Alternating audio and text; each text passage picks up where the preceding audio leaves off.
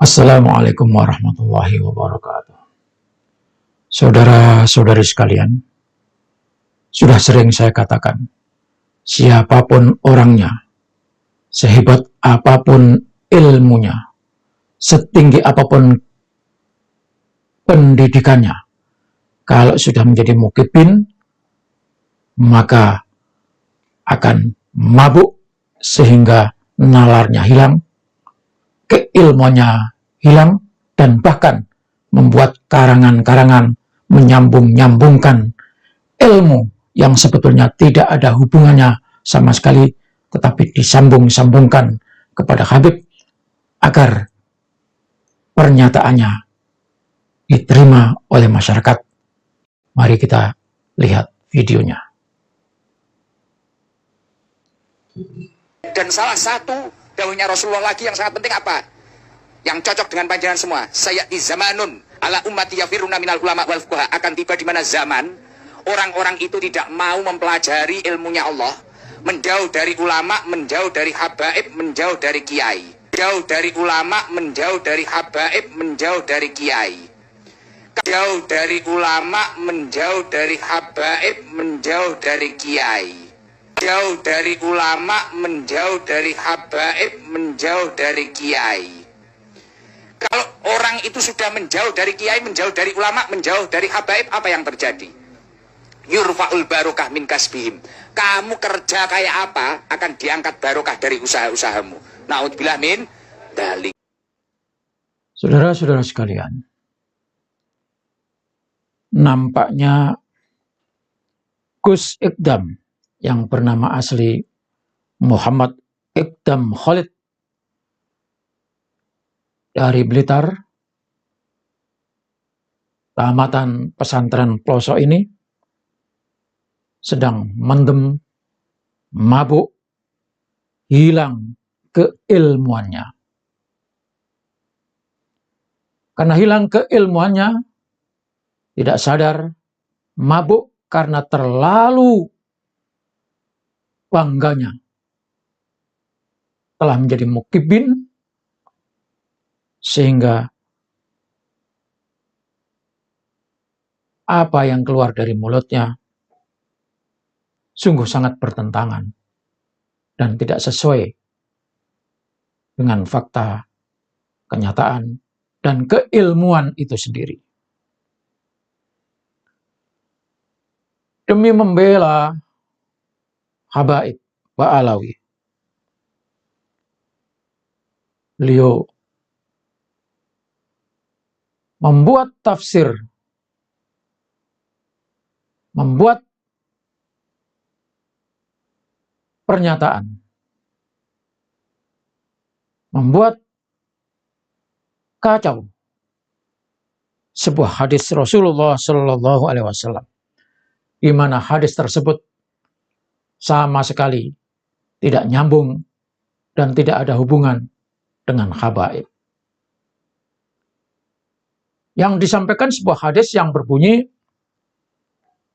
sayati zamanun ala ummati yafirruna minal ulama wal fuqaha. Akan datang suatu masa buat umatku di mana mereka lari dari ulama dan lari dari fuqaha. Fayabtali Allah bisalasi baliyat. Maka Allah akan mencoba memberikan ujian dengan 3 ujian. Awaluha yarfa'allahu al-barakah. Pertama, Allah mengangkat keberkahan min kasbihim, dari usaha dan pekerjaan mereka. Wasaniyatu, yang kedua, yusallitullah alaihim sultanan zaliman. Allah akan menghadirkan, mengangkat seorang penguasa yang zalim buat mereka. Wasalisatu, yang ketiga, yakhrujuna minad dunya bighairi iman. Mereka akan keluar, yakni mati, meninggalkan dunia tanpa membawa iman. Yang kita ingin garis bawahi, saudara-saudara sekalian, adalah apa yang dikatakan oleh Gus Ekdam tentang kalimat al-ulama wal fuqaha. Umat manusia akan lari dari ulama dan fuqaha. Tetapi di sini beliau menyebutkan bahwa yang dimaksud ulama dan fuqaha itu adalah termasuk habaib. Sekarang kita maknai dan kita coba jelaskan apa itu ulama, apa itu fuqaha, siapa itu habaib, dan siapa itu kiai. Al-ulama jam'u alimun, yaitu orang yang mempunyai ilmu. Dalam tradisi Islam Indonesia, kadang-kadang makna ulama ini hanya ditujukan kepada orang-orang yang tahu tentang agama, yang menguasai ilmu agama. Itu tradisi Islam. Ulama adalah orang yang alim, orang yang ngerti, yang menguasai ilmu agama, dan biasanya orang ini dijadikan panutan, memberikan fatwa, memberikan dakwah, dan memberikan nasihat. Itu makna al-ulama. Makna al-fuqaha adalah orang-orang yang menguasai ilmu syariah secara khusus. Ilmu syariah, khusus fikih. Memahami syariat Islam, itu fuqaha. Tetapi Gus Ekdam memasukkan di sini habaib. Habaib itu, saudara-saudara sekalian, adalah jelas-jelas orang yang mengaku kalau dirinya punya nasab sampai kepada Rasulullah. Itu terminologi habaib di Indonesia. Artinya, habaib bukanlah ulama. Habaib bukanlah fuqaha. Maka habib-habib yang dopos, habib-habib yang mengandalkan pengakuan dirinya sebagai keturunan Rasulullah tidak layak dan tidak pantas sebagai ulama. Jadi tidak usah sebut-sebut habaib. Kalau mau ulama, ya ulama saja, fuqaha, fuqaha saja. Tapi kenapa Anda mengait-ngaitkan kalau keberkahan itu tergantung pada habib?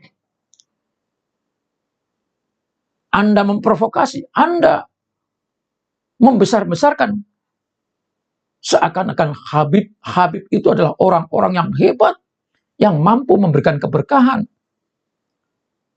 Padahal faktanya, Yaman yang katanya negerinya adalah negeri habaib, keberkahan apa yang ada di sana? Keberkahan apa yang bisa diberikan oleh para habib yang ada di Yaman, yang kita tahu di mana penduduknya sengsara, hidup dalam kemiskinan? Inilah contoh seorang yang sudah mabuk, terlalu cinta kepada habib, sehingga habib yang mestinya tidak ada kaitan sama sekali dengan keberkahan Allah dihubung-hubungkan, disambung-sambungkan dengan hadis Rasulullah Shallallahu Alaihi Wasallam. Kalau memang habib itu bisa memberkahi, kenapa Yaman, kenapa Tahrim negaranya hanya mengandalkan kehidupannya dari pemberian negara asing atau negara luar? Jelas Gus Ekdam terlalu dalam cintanya kepada para habib, di mana sudah diketahui habib itu bukanlah keturunan Rasulullah SAW. Anda boleh cinta habib, tapi jangan karena takut-takuti umat Islam karena menyatakan bahwa Habib bukan keturunan Rasulullah, dan Anda memaksakan kami yang tahu Habib bukan keturunan Rasulullah, Anda takut-takuti kalau tidak hormat, tidak ikut, tidak patuh pada Habib, pekerjaan apapun tidak diberkahi Allah Subhanahu wa Ta'ala. Anda terlalu dalam, Anda terlalu mabuk membela Pak Alawi, sehingga Anda mengabaikan keilmuan yang sesungguhnya, di mana hadis yang saudara sampaikan tadi sama sekali tidak ada hubungannya dengan Habib. Kalau terminologi kiai, oke.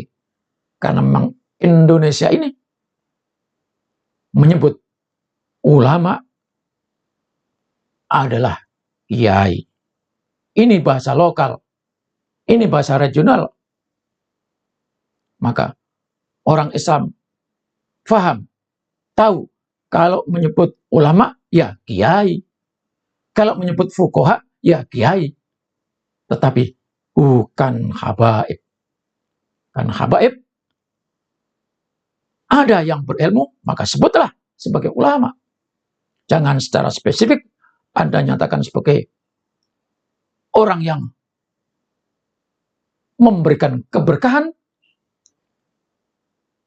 sampai sebutkan sambung-sambungkan dengan hadis Rasulullah Shallallahu Alaihi Wasallam yang sama sekali tidak ada kaitannya.